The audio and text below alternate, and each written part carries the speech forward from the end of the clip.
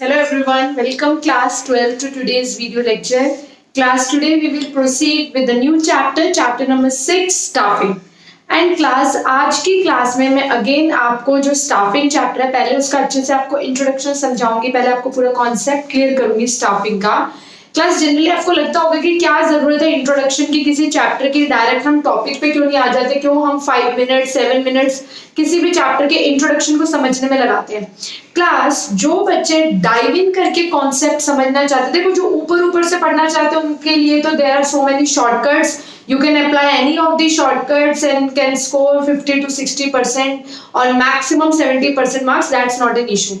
But मेरा particular focus उन students पे रहता है जो बहुत ज्यादा अच्छे मार्क्स स्कोर करना चाहते हैं एंड बीएसटी जैसे इजी सब्जेक्ट में जहाँ पे आप इजीली 100 मार्क्स स्कोर कर सकते हैं अगर आप उसे सही टेक्निक से पढ़ें. अदरवाइज तो बीएसटी जैसा सब्जेक्ट भी टफ हो सकता है, काफी स्टूडेंट्स को ये सब्जेक्ट टफ लगता है. बट क्लास मेजर बात यही है कि अगर आप इस सब्जेक्ट को भी स्कोरिंग बनाना चाहते हैं, आप 100 मार्क्स स्कोर करना चाहते हैं, आप मोर देन 95 मार्क्स स्कोर करना चाहते हैं, तो आपको हर क्वेश्चन के लिए रेडी रहना है, आपको हर केस स्टडी के लिए रेडी रहना है, आपको इवन जो 1 मार्क्स के छोटे छोटे क्वेश्चंस हैं आपको उनके लिए भी रेडी रहना, आपको ऑब्जेक्टिव टाइप क्वेश्चंस के लिए भी अपने आप को हमेशा रेडी रखना है. Is that clear class? तो क्लास अब हम जब स्टार्ट कर रहे हैं विद द चैप्टर स्टाफिंग, तो यहाँ पे मैं आपको पहले छोटी छोटी डिटेल्स के साथ स्टाफिंग का कॉन्सेप्ट क्लियर करना चाहती हूँ, क्योंकि जब आप केस स्टडी में किसी फंक्शन को आइडेंटिफाई करते हैं या क्लास जब आप 1 मार्क क्वेश्चन देखते हैं तो आप देखते हो कि एनसीईआरटी की बहुत माइन्यूट लाइंस में से वो क्वेश्चंस आए. उसके लिए आपको किसी भी कॉन्सेप्ट को बहुत डीपली समझना है एंड जब हम चैप्टर की स्टार्टिंग में ही उसका कॉन्सेप्ट समझ लेते हैं कि इस चैप्टर में एक्चुअली क्या पढ़ाया जाने वाला है, क्या समझाया जाने वाला है, तो आप उस चैप्टर को इजीली ग्रास्प कर पाते हो. Are you getting my point class? And as I always say कि जब आपका बेस स्ट्रांग होगा तो उसके ऊपर की बिल्डिंग ऑटोमेटिकली स्ट्रांग होगी. जब आप चैप्टर के इंट्रोडक्शन से ही उसके बेस को स्ट्रांग करते चले जाएंगे तो आगे आने वाले जितने भी टॉपिक्स है क्लास वो आपके माइंड में बहुत इजीली रिटेन होना स्टार्ट हो जाएंगे. तो अगर हम बात करें क्लास स्टाफिंग की, तो स्टाफिंग का एक लेमन लैंग्वेज में क्या मीनिंग होता है? Finding right person for the right position eight the right time. ये मैंने आपको एक लेमन लैंग्वेज में एक डेफिनेशन बताई है स्टाफिंग की कि आप राइट पोजीशन यानी राइट जॉब के लिए राइट पर्सन को ढूंढ पा रहे हो. दैट मींस जो पर्सन जिस काम के लिए सूटेबल है आप उस काम के लिए उस पर्सन को अपॉइंट कर रहे हो, या आप ये कह सकते हो कि जिस काम को करने के लिए, एक पर्टिकुलर काम को करने के लिए आप बेस्ट पर्सन को वहां अपॉइंट कर पा रहे हो. मतलब राइट जॉब के लिए राइट पर्सन, जो पर्सन जिस काम के लिए सूटेबल है, उसकी जिसमें एक्सपर्टीज है, आप उसे वो जॉब दे रहे हो. या आप इसे दूसरी तरीके से समझ सकते हो कि आपके पास जो जॉब है उस जॉब को करने के लिए आप बेस्ट क्वालिफाइड पर्सन, जो बेस्ट पर्सन है आप उसको उस जॉब के लिए अपॉइंट करो, that too at the right time. जिस वक्त आपको उस पर्सन की जरूरत है, जिस पॉइंट पे आपकी कंपनी के पास वैकेंसी है, उस पॉइंट पे उस जॉब के लिए आप राइट पर्सन को ढूंढ पा रहे हो. तो अब आप समझ पा रहे हो definition, finding right person for the right position eight the right time. Right person, right job, right time. जिस पॉइंट पे नीड है उस पॉइंट ऑफ टाइम पे आप सही पर्सन को उसकी एक्सपीरियंस, क्वालिफिकेशन, स्किल्स, नॉलेज के अकॉर्डिंग आप उसे सूटेबल जॉब दे पा रहे हो. आप ये कह सकते हो आप जॉब के अकॉर्डिंग एक सूटेबल मैन पावर, एक सूटेबल एम्प्लॉय को सेलेक्ट कर पा रहे हो. क्लास स्टाफिंग का सिर्फ इतना ही स्कोप नहीं है. जैसे जैसे आप चैप्टर पढ़ोगे आप देखोगे कि स्टाफिंग का स्कोप जो है बहुत ज्यादा है. जैसे सबसे पहले मैं आपको बताऊं क्लास की स्टाफिंग का प्रोसेस जो है वो बेसिकली क्या करता है? Obtaining and maintaining capable and competent people to fill all positions from top to bottom. Staffing का क्या मतलब है कि आप ऑब्टेन कर रहे हो, पहले तो लोगों को मतलब ऑब्टेन कर रहे हो अपनी कंपनी में, उनको आप रिक्रूट कर रहे हो, उनको सेलेक्ट करके जॉब दे रहे हो. जॉब देने के बाद ऐसे नहीं आपने उनसे मतलब छोड़ दिया, उसके बाद आप उन्हें मेंटेन कर रहे हो. क्योंकि अगर लोग बार बार आपकी जॉब छोड़ के जाएंगे, आपकी कंपनी को छोड़ के जाएंगे, तो आपके लिए बार बार स्टाफिंग फंक्शन करना, बार बार रिक्रूटमेंट करना, सिलेक्शन करना बहुत टायरिंग हो जाएगा. ठीक है, तो क्लास ऐसे केस में आपका क्या काम रहता है कि आप ऑब्टेन कर रहे हो, समझ, आप लोगों को अपॉइंट कर रहे हो एंड अपॉइंटमेंट के बाद आप उन लोगों को मेंटेन कर रहे हो अपनी ऑर्गेनाइजेशन में. ठीक है, एंड किन लोगों को? जो कैपेबल है, कॉम्पिटेंट है, यानी टैलेंटेड है, स्किल्ड है, क्वालिफाइड है, and to fill all position from top to bottom, top level से लेके लोअर लेवल तक आप सभी पोजीशंस को फिल कर लो। किन लोगों से फिल कर रहे हो? जो कैपेबल है, कॉम्पिटेंट है, ठीक है। एंड उन लोगों को जब आप फिल कर रहे हो, उन्हें ऑब्टेन कर रहे हो, उन लोगों को आप अपॉइंट कर रहे हो, तो आप उन्हें मेंटेन भी कर रहे हो, ठीक है। फिर से पढ़ो, process of obtaining and maintaining capable and competent people to fill all positions from top to bottom. Class staffing जो है ना, इसके अंदर बहुत सारी एक्टिविटीज होती है, like man power planning, recruitment, selection, training, development, placement and orientation. बहुत सारे स्टेप्स होते हैं स्टाफिंग, बहुत सारे मतलब जब आप इसके हम प्रोसेस ऑफ स्टाफिंग पढ़ेंगे तभी आप समझ जाओगे कि ये तो एक बहुत बड़ा प्रोसीजर है, इसके अंदर तो काफी सारे स्टेप्स इंक्लूड हो रहे हैं। ये जितनी भी टर्म्स है क्लास, इनको मैं इस पॉइंट पे एक्सप्लेन नहीं कर रही हूँ क्योंकि ये सारी टर्म्स बहुत डिटेल में, कंप्लीट डिटेल में आपके सामने आएंगी चैप्टर में। मैन पावर प्लानिंग क्या होती है, रिक्रूटमेंट क्या होती है, सिलेक्शन क्या होता है, ट्रेनिंग, डेवलपमेंट, हर एक टर्म बहुत डिटेल में आपके सामने आने वाली है। अभी आप बस इतना समझो कि स्टाफिंग कोई छोटी टर्म नहीं है, it involves a series of steps. Class staffing जो है, it is needed both in new and existing organization. एक नई ऑर्गेनाइजेशन में भी स्टाफिंग की जरूरत है, एक पुरानी ऑर्गेनाइजेशन में भी स्टाफिंग की जरूरत है, यानी स्टाफिंग की जरूरत तो हर जगह। लेकिन मैं इस पॉइंट को यहाँ पे क्यों डिस्कस कर रही हूँ कि 1 मार्क क्वेश्चन बन सकता है, what is the scope of staffing in new organization, और क्वेश्चन ये आ सकता है what is the scope of staffing in existing organization. ऐसे ट्रिकी क्वेश्चंस में वो बच्चे फेल हो जाते हैं, वो बच्चे अटेम्प्ट नहीं कर पाते जिन्होंने ऊपर ऊपर से पढ़ा होता है, वैसे कुछ भी लिख के आते हैं।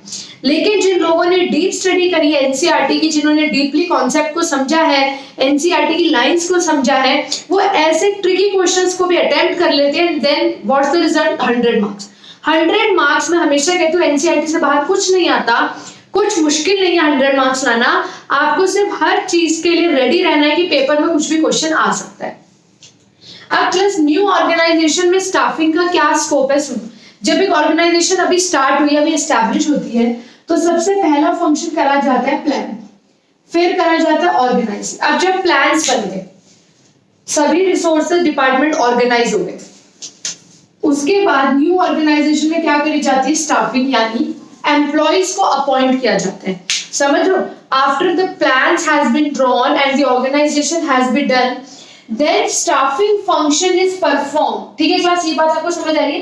प्लान्स बनाने के बाद, ऑर्गेनाइजेशन स्ट्रक्चर बनाने के बाद, अब जो ऑर्गेनाइजेशन है वो किसे अपॉइंट करती है? अब वो अपॉइंट करती है ह्यूमन रिसोर्स को, ठीक है, अब एम्प्लॉइज को। क्योंकि देखो क्लास, आप किसी भी ऑर्गेनाइजेशन को एम्प्लॉइज के बिना नहीं चला सकते। हमने चैप्टर नंबर 1 जब हमने nature and significance of management पढ़ा था, उसमें भी हमने पढ़ा था कि जो पर्सनल ऑब्जेक्टिव्स है कि एम्प्लॉइज एसेट्स हैं ऑर्गेनाइजेशन की। एक ऑर्गेनाइजेशन दूसरी ऑर्गेनाइजेशन को पीछे छोड़ सकती है अगर उसके पास एम्प्लॉइज या ह्यूमन रिसोर्स बहुत अच्छी है। तो ये काफी इंपॉर्टेंट फंक्शन है। प्लानिंग ऑर्गेनाइजिंग करने के बाद न्यू ऑर्गेनाइजेशन क्या करती है? एम्प्लॉइज को हायर करती है ताकि काम स्टार्ट हो सके। एग्जिस्टिंग ऑर्गेनाइजेशन में क्लास जो स्टाफिंग है वो एक कॉन्टिन्यूअस प्रोसेस है। कॉन्टिन्यूअस कैसे? क्योंकि लोग जो हैं वो जॉब छोड़ते रहते हैं, नए लोगों को अपॉइंट करते रहते हैं और ट्रेनिंग डेवलपमेंट चलती रहती है। तो ये कॉन्टिन्यूअस प्रोसेस है कि लोग जॉब छोड़ रहे हैं, कोई कभी जॉब छोड़ता जा रहा है, फिर वो जो वैकेंसी खाली हो रही है उनको आप फिल करते हो। तो एग्जिस्टिंग ऑर्गेनाइजेशन में ये कॉन्टिन्यूअस प्रोसेस है। एंड न्यू ऑर्गेनाइजेशन में प्लानिंग और ऑर्गेनाइजेशन स्ट्रक्चर बनने के बाद हम उसमें एम्प्लॉइज को अपॉइंट करते हैं। Is that clear class? तो एक जनरल बेसिक इंट्रोडक्शन था स्टाफिंग का। Now let's proceed with the next topic of features of planning, features of staffing. Yes class, अब जो टॉपिक हम पढ़ने वाले हैं फीचर्स ऑफ स्टाफिंग, अगर आप अपनी एनसीईआरटी बुक्स में देखें तो एज सच ये कोई सेपरेट बड़ा टॉपिक नहीं है जैसे आपने फीचर्स ऑफ प्लानिंग पढ़े थे। एज सच ये कोई डिटेल्ड टॉपिक नहीं है, बट शॉर्ट पैराग्राफ में एक शॉर्ट इंट्रोडक्शन टाइप में उन्होंने फीचर्स दे रखे हैं 1 लाइन में।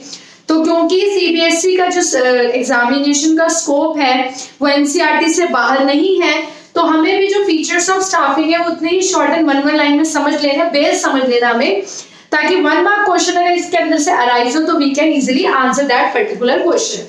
तो क्या सबसे पहला फीचर्स क्या है? It is an integral part of the management process. Integral means very important part, जिसके बिना मैनेजमेंट काम कर ही नहीं सकता। ये तो ऑब्वियस है, क्यों?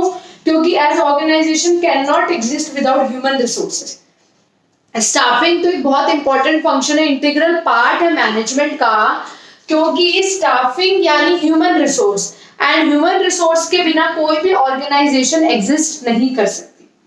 It is pervasive, pervasive word से तो आप अच्छे से फैमिलियर हो गए, यूनिवर्सल फंक्शन है।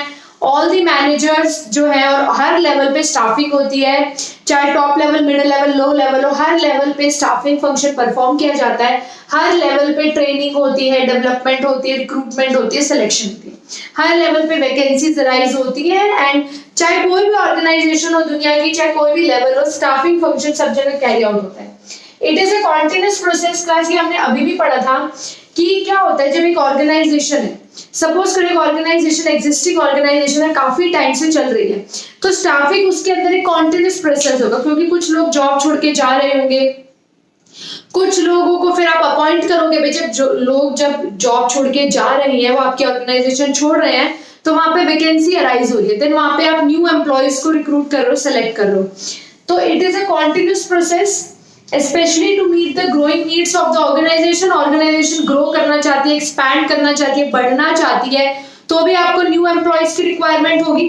सिंपल सी बात है, आप एक्सपैंड करोगे तो आपको न्यू एम्प्लॉयज की रिक्वायरमेंट होगी। एग्जिस्टिंग ऑर्गेनाइजेशन चल रही है तो लोग जॉब छोड़ के जा रहे हैं, आप न्यू एम्प्लॉयज को हायर कर रहे हो, तो it's a continuous process. Staffing deals with people, सबको पता है स्टाफिंग का मेन लेना देना ही किससे, ह्यूमन रिसोर्स। ह्यूमन रिसोर्स यानी लोग, तो इट डील्स विद पीपल। क्यों? क्योंकि स्टाफिंग किससे रिलेटेड है, पीपल एट वर्क, लोगों को अपॉइंट करना, जो लोग काम कर रहे हैं, जो आपके ऑर्गेनाइजेशन में काम कर रहे हैं, उससे तो स्टाफिंग रिलेटेड है। तो it deals with people as it is concerned with people at work and their relationship. It has a wide scope. ये क्लास मैंने आपको अभी भी बताया था जब मैंने आपको इंट्रोडक्शन समझाया था कि स्टाफिंग जो है वो एक छोटी टर्म नहीं है, उसके अंदर सीरीज ऑफ स्टेप्स है, like man power planning, recruitment, selection, तो वही है। It has a wide scope as it includes a series of activities like manpower planning, recruitment, selection, etc. इन सभी टर्म्स के बारे में हम अपनी नेक्स्ट क्लास में पढ़ेंगे। जब हम नेक्स्ट क्लास में हम डायरेक्टली स्टार्ट करेंगे स्टाफिंग प्रोसेस, तो स्टाफिंग प्रोसेस एक लेंथी टॉपिक है, हम जब उस टॉपिक को स्टडी करेंगे तो हम इन सारी टर्म्स के बारे में पढ़ेंगे। अभी आपको सिर्फ इतना समझना है कि स्टाफिंग का स्कोप बहुत बड़ा है and it include series of steps. ये सब स्टेप्स स्टाफिंग के अंदर इंक्लूडेड हैं। Is that clear, class? Yes, class. Now we will proceed with the topic of importance of staffing. Class, importance of staffing भी काफी जनरल सा topic है आपकी बुक्स में। अगर आप एनसीईआरटी में देखें तो एज सच कोई क्लियर हेडिंग्स नहीं है, सिंपल सा जनरल पॉइंटर, आपको पॉइंट्स देखते ही समझ आ जाएगा कि ये सब तो जनरल पॉइंट्स हैं। Point number 1, filling jobs with competent person. Class staffing में अभी हमने इंट्रोडक्शन में पढ़ा, हमने फीचर्स में पढ़ा, सबसे इंपॉर्टेंट चीज हमने क्या पढ़ी कि स्टाफिंग का काम है जो जॉब्स है उन वैकेंसीज को फिल करना with skilled and talented persons. यही स्टाफिंग का काम है। Staffing helps in discovering and obtaining competent personnel for various jobs. Staffing helps to fill jobs with suitable man. वही तो बात है क्लास कि स्टाफिंग क्या करती है हमें, कि स्टाफिंग हमें हेल्प करती है कि हम स्किल्ड पर्सन्स को, टैलेंटेड पर्सन्स को, क्वालिफाइड पर्सन्स को जॉब्स के लिए अपॉइंट कर सके, या फिर आप इसे घुमा के क्लास कह सकते हो कि जो जॉब्स हैं, जो वेकेंट जॉब्स हैं, उनको फिल कर सके विद सूटेबल मैन पावर। उन जॉब्स को सूटेबल मैन पावर से वो फिल कर सके, ये स्टाफिंग का एक मेन इंपॉर्टेंस है। Better performance. क्लास हमने क्या डिस्कस करा था इंट्रोडक्शन में कि स्टाफिंग जो है वो राइट पर्सन को राइट जॉब पे प्लेस करता है। Right person on right job का मीनिंग क्या है कि पर्सन की स्किल्स, क्वालिफिकेशन, टैलेंट के अकॉर्डिंग उसे जॉब दी जाए, या आप इसे कह सकते हो कि जॉब की जो रिक्वायरमेंट है उसके अकॉर्डिंग एक सूटेबल पर्सनल को हायर किया जाए, चुना जाए और उस जॉब पे प्लेस किया जाए।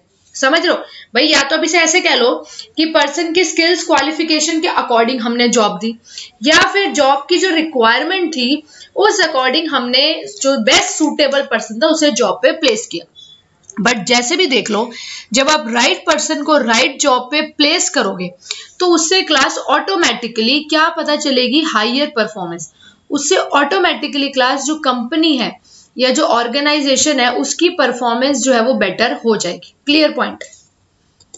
Survival and growth. क्लास देखो, इस पॉइंट को समझने में आपको थोड़ा टाइम लगेगा क्योंकि इसके अंदर कुछ इंपॉर्टेंट चीजें, 3 इंपॉर्टेंट चीजें। नंबर 1, स्टाफिंग का मतलब होता है स्टाफ, पीपल, एंड स्टाफिंग एक बहुत इंपॉर्टेंट फंक्शन है मैनेजमेंट का, हमने फीचर्स में भी पढ़ा था, इंटीग्रल फंक्शन है, क्योंकि स्टाफ के बिना कोई ऑर्गेनाइजेशन काम नहीं कर सकती।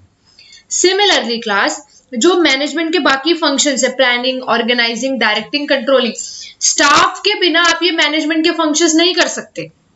तो फर्स्ट लाइन यही है, staffing is the key to another managerial functions as all the functions of an organization are performed by people. सभी फंक्शन लोग परफॉर्म करते हैं, पीपल परफॉर्म करते हैं। तो पीपल किस फंक्शन में अपॉइंट होते हैं? स्टाफिंग, यानी स्टाफिंग जो है वो की टू अनदर मैनेजरियल फंक्शंस है। दूसरी बात क्लास, सर्वाइवल एंड ग्रोथ। अगर हम बात करें ग्रोथ की क्लास, अगर एक कंपनी ग्रो करना चाहती है, एक्सपैंड करना चाहती है, नई ब्रांच ओपन करना चाहती है, प्रोडक्शन बढ़ाना चाहती है, तो उसके लिए उसे और लोग चाहिए होंगे, और स्टाफ चाहिए होगा। वो कहां से मिलेगा? स्टाफिंग। सर्वाइवल, सर्वाइवल का मीनिंग क्या है क्लास, कि अगर एक कंपनी है, जो एग्जिस्टिंग कंपनी चल रही है, अब उस कंपनी से कुछ लोग जॉब छोड़ के जाना चाहते हैं, तो कंपनी वहां रुक नहीं जाएगी। स्टाफिंग फंक्शन इंश्योर करेगा कि जो लोगों के जॉब छोड़ने से जो पोस्ट खाली हुई हैं, जो पोस्ट वेकेंट हुई हैं, उन पोस्ट पे दूसरे पर्सन्स अपॉइंट हो सके, न्यू पर्सन्स अपॉइंट हो सके। ठीक है, तो ग्रोथ आप समझ गए, जब कंपनी एक्सपैंड करेगी, ग्रो करेगी, तो स्टाफिंग न्यू एम्प्लॉयज को हायर करेगा। एंड सर्वाइवल का मीनिंग है कि जब लोग जनरली जॉब छोड़ के जाते हैं, एम्प्लॉय टर्नओवर होता है, तो उनकी वैकेंसी, जहां उनकी वैकेंट जॉब पोजीशंस है, वो जॉब पोजीशन फिल्ड होती है with the help of staffing function. Staffing ensures continuous survival and growth of the enterprise through succession planning for manager. Succession planning का मतलब ये होता है कि अगर एक जना जॉब छोड़ के जाएगा, तो उसकी जगह आप नेक्स्ट को रिप्लेस करोगे। भाई एक पर्सन, एक पोस्ट खाली हुई, एक पर्सन जॉब छोड़ के गया, उसकी जगह जब आप रिप्लेसमेंट करोगे, उसकी जगह दूसरे पर्सन को हायर करोगे, that is succession plan. Optimum utilization of human resources. Class, staffing से रिसोर्सेज का बेस्ट टू बेस्ट यूज होता है। कैसे? पहली बात, स्टाफिंग से आपको क्लियर पता चल जाता है कि आपको कितने लोगों की रिक्वायरमेंट है एंड किस तरह के लोग चाहिए। मींस आपको कितने लोगों की वैकेंसी है, कंपनी में कितनी पोस्ट वैकेंट है। दूसरी बात, आपको किस टाइप मींस किस क्वालिफिकेशन के, किस टैलेंट के, किस स्किल्ड के लोग चाहिए। ठीक है, तो फर्स्ट लाइन यही है, proper man power planning, recruitment and selection enable the organization to obtain required quantity. Class देखो, quantity and quality of human resource, यानी man power planning, recruitment, selection, यानी स्टाफिंग। स्टाफिंग इंश्योर करता है कि एक organization जो है वो रिक्वायर्ड क्वांटिटी, कितनी ह्यूमन रिसोर्स की रिक्वायरमेंट है एंड किस तरह की ह्यूमन रिसोर्स चाहिए, उनकी क्या स्किल्स एंड क्वालिफिकेशन होनी चाहिए, ये आपको स्टाफिंग बताता है। जितनी आपको ह्यूमन रिसोर्स चाहिए, जिस टाइप की चाहिए, वो स्टाफिंग फंक्शन आपको प्रोवाइड कराता है। क्लास, जब आपको क्लियर पता होता है कि हमें इतना स्टाफ चाहिए, तो ना तो आपकी कंपनी में ओवर स्टाफिंग होती है, मतलब एक्सेस स्टाफ होता है, ना आपकी कंपनी कभी अंडर स्टाफ होती है। जब आपको क्लियर है, सपोज अगर मैं स्कूल की बात करूं, स्कूल को क्लियर है कि हमें इस टाइम 2 टीजीटी मैथ्स टीचर चाहिए, ट्रेंड ग्रेजुएट टीचर, हमें 2 टीजीटी मैथ्स टीचर चाहिए, तो क्लियर है कि 2 टीचर्स की रिक्वायरमेंट है, बस 2 टीचर्स अपॉइंट हो गए, तो ना तो स्कूल में ओवर स्टाफिंग होगी, एक्सेस स्टाफ होगा, ना अंडर स्टाफिंग होगी। ओवर स्टाफिंग से क्या प्रॉब्लम होती है क्लास? ओवर स्टाफिंग से क्या होता है, कुछ स्टाफ खाली बैठा रहेगा, उनके 4 5 पीरियड्स फ्री होंगे, क्योंकि टीचर्स ज्यादा है, क्लासेस कम है। तो अगर ओवर स्टाफिंग होगी तो वेस्टेज ऑफ रिसोर्सेज है, ह्यूमन रिसोर्स वेस्ट हो रही है, टीचर्स खाली बैठे हुए हैं, एम्प्लॉयज खाली बैठे हुए हैं, तो वेस्टेज ऑफ ह्यूमन रिसोर्स है। एंड अगर अंडर स्टाफिंग होगी, अगर आपके पास स्टाफ कम है, तो क्लास डिसरप्शन ऑफ वर्क होगा due to shortage of personnel. Employees कम होने की वजह से आपका काम टाइम पे नहीं हो पाएगा। तो दोनों ही situation, over staffing and under staffing, सही नहीं है।